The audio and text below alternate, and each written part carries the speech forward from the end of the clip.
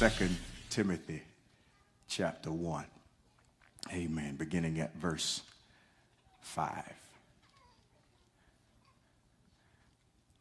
My Bible reads this way. I remember your genuine faith, for you share the faith that first filled your grandmother Lois and your mother Eunice. And I know that same faith continues strong in you.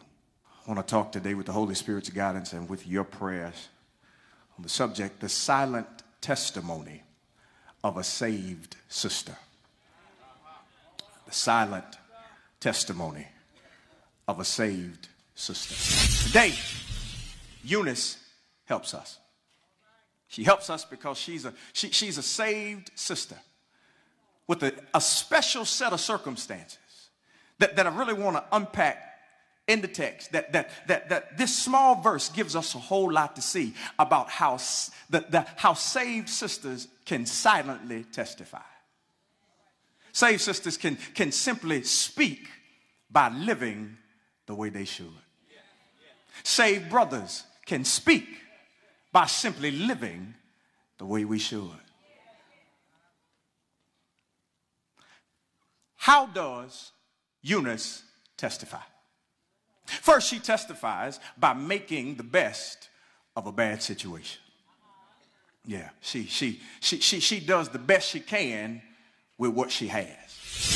She's a Jewish Christian who's married to a Greek husband, and their core values are not the same. They are not on the same page. Not even close to being on the same page. They disagree about Timothy's circumcision. Yeah, see, according to the law, Jewish children are supposed to be circumcised. This, prior to Christ's coming, was the connection of God's people with God. This was the law. Well, because Eunice is married to a Greek, the Greek husband doesn't want his son to be circumcised. Really, he's saying, I don't want my son connected to your God. I don't want my son associated and even allegiant to the God that you serve. What happens when mama wants to raise the baby to be a Christian and daddy rather not be, just rather not be bothered? Creates dissension and contention in the house. This is the environment Timothy grows up in. They disagree on his circumcision, but they also disagree on his character. Core values are not the same. For Christians, we believe there's only one God. Greeks believe there are several gods. And you can worship whoever you want to worship, whoever you feel like worshiping today. Christians believe that love is our central calling to who we are, because you can't love a God that you can't see until you can love folk that you see every day. But to a Greek believes, in this particular Greco-Roman culture, believes that pleasure is the ultimate pursuit.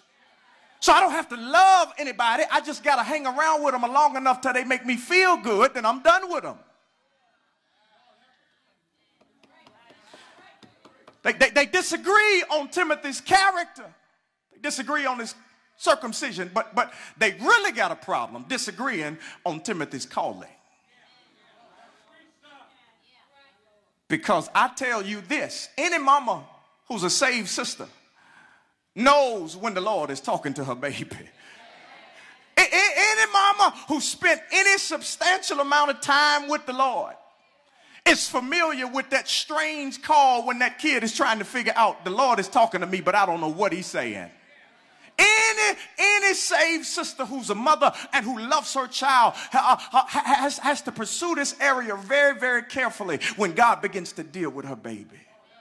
But how do you shelter a baby who God is trying to talk to when your husband would rather he not talk at all?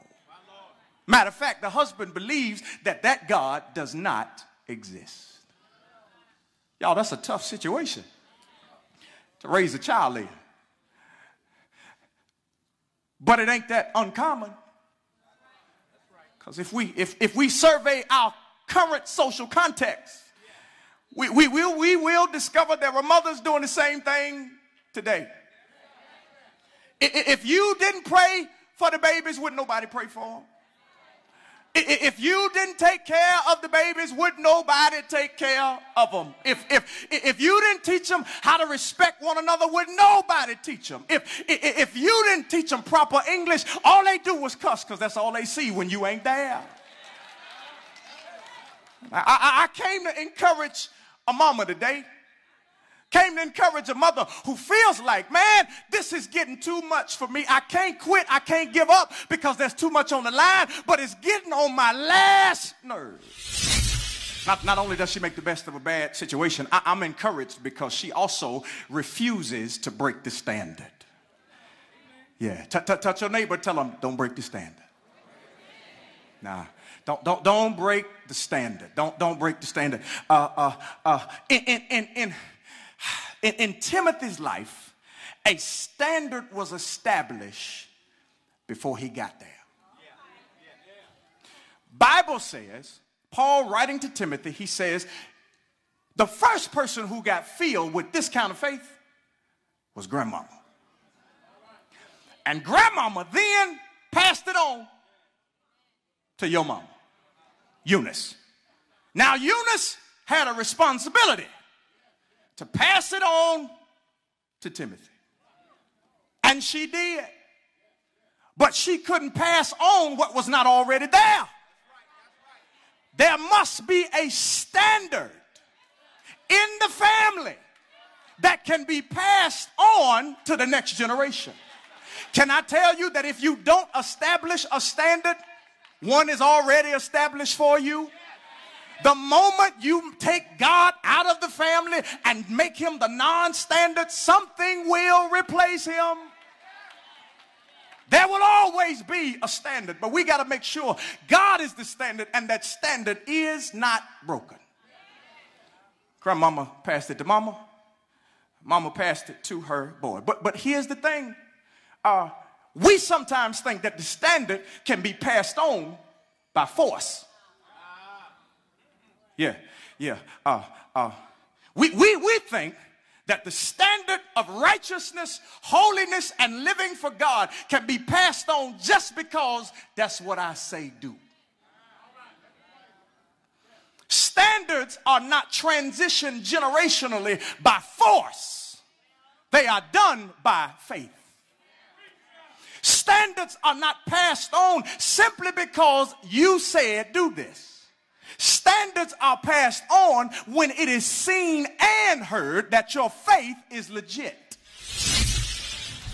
Real faith, but a ready faith that is actionable, because I can't tell you one thing and do another. See if I can help you. Let's play a game called Do What I Say. Y'all got me? Everything I say, you got to do. Y'all ready? All right. Lift your hands. Put your hands down. Put your hands up. Put your hands down. Put them down. I said put them down. Put your hands down. See, some of y'all don't know what to do. Because you hear me saying one thing, but you see me doing something else. You heard what I said, but it's hard for you to decipher what I'm really saying, because what I'm doing is the opposite of what I'm saying. Can I tell you that our kids are dealing with the same problem, the same confusion? We say one thing, but do another. Now they stuck. I know that look. That look that a mother gives when she done everything she can do and she don't know nothing else. Because I remember seeing that look from my mama. I remember seeing that same look in my mama's eyes. She had done everything she could do. She had raised me right, raised in a two-parent home, never had no drama, nothing crazy at the house, raised in church. And I still acted a plumb fool. I ain't got to tell your story, I can tell mine. Acted a fool. But no, mama don't know what she talking about. She too old, she don't know about this. I got this. And I'll never forget the look on her face when I told her that I was having a kid. She said, boy, I didn't raise you like that. She cried. I'm ashamed. Y'all, I was preaching at the time too, by the way. Do y'all don't like truth?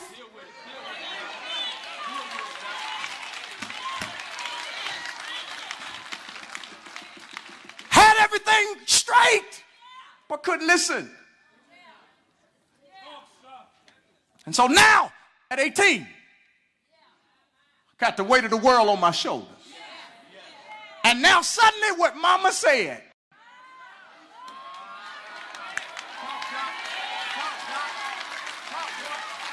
the light came on.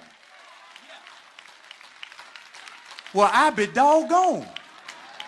She wasn't as crazy as I thought she was.